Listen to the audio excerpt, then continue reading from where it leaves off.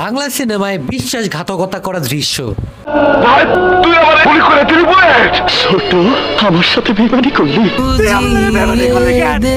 আপনি আমার জন্য যে যুদ্ধ করছেন সেই যুদ্ধে আমি আপনার পাশে আছি। বিয়ে করব না।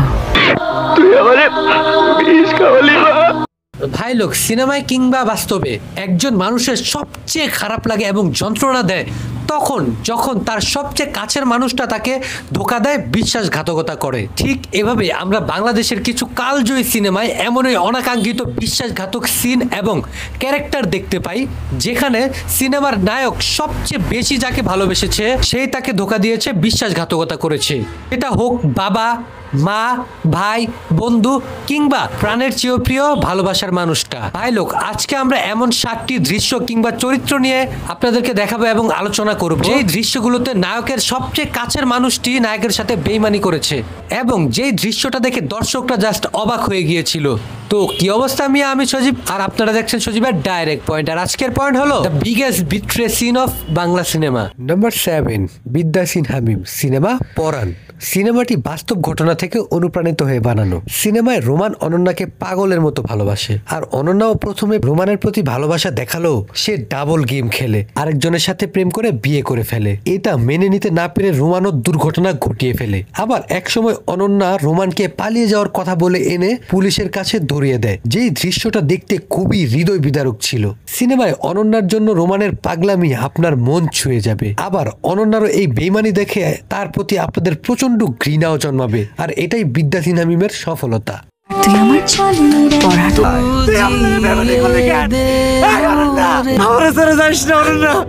নাম্বার 6, স্যার রাজীব সিনেমা আব্বাজান। আম্মাজানের আদলে বানানো আব্বাজান সিনেমাটিও ছিল একটি অসাধারণ সিনেমা, যেখানে আম্মাজানের সিনেমার মতোই মান্না তার বাবার জন্য পাগল থাকে।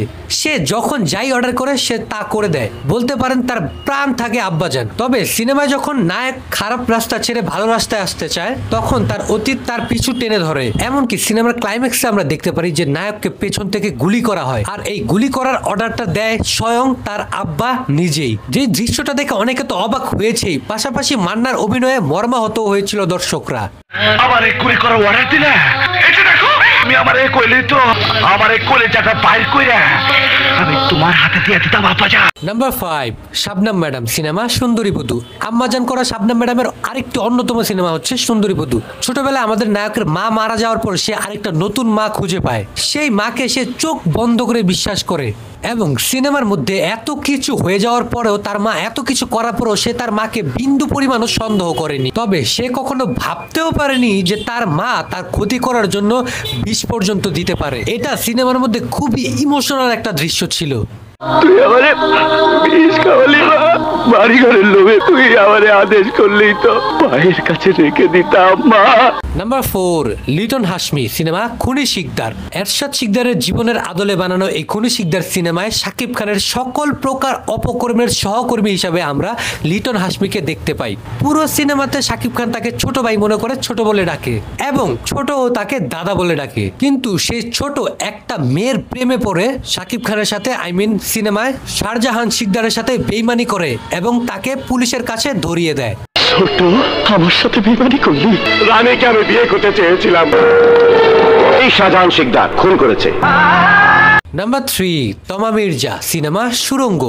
সুরঙ্গ সিনেমায় তমা মির্জার ক্যারেক্টারটা যেন দেশের সেই সকল নারীদেরকে প্রদর্শিত করেছে যারা নিজেদের বউ এবং পরিবারকে সুখে রাখার জন্য নিজেরা প্রবাসে গিয়ে কষ্ট করে। সেই বউ, যেই বউকে জীবনের সকল প্রকার শখ আহ্লাদ পূরণ করার জন্য পুরুষ প্রবাসে যায় কষ্ট করে, সেই বউই তাকে ছেড়ে অন্য কাউকে নিয়ে চলে যায়। সুরঙ্গ সিনেমার মধ্যে আমরা ঠিক এই গল্পটাই দেখতে পেয়েছিলাম। তবে সবচেয়ে হৃদয় বিদারক একটা দৃশ্য সেটা হলো সিনেমায় মাসুদ যখন তার ময়নাকে ফিরে নেওয়ার জন্য তার পাও পর্যন্ত ধরে চিৎকার করে, সেই ময়নাই তাকে চিনতে অস্বীকার করে।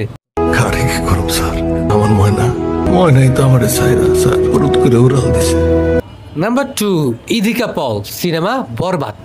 বরবাদ সিনেমার এই একটা দৃশ্য সকল দর্শকদের মাথা জাস্ট খারাপ করে দিয়েছিল। দর্শকরা জাস্ট শকড হয়ে গিয়েছিল। কেউ ভাবতেই পারেনি হঠাৎ নায়িকার এভাবে রূপ বদলে যাবে। সিনেমায় যে ছেলেটা নেশা ছাড়া থাকতেই পারে না, সে তার ভালোবাসার মানুষটার জন্য সকল নেশা সহ খারাপ কাজ ছেড়ে দেয়, কিন্তু সে ভালো হওয়ার পরে দেখতে পায় তার ভালোবাসার মানুষটাই বদলে গেছে।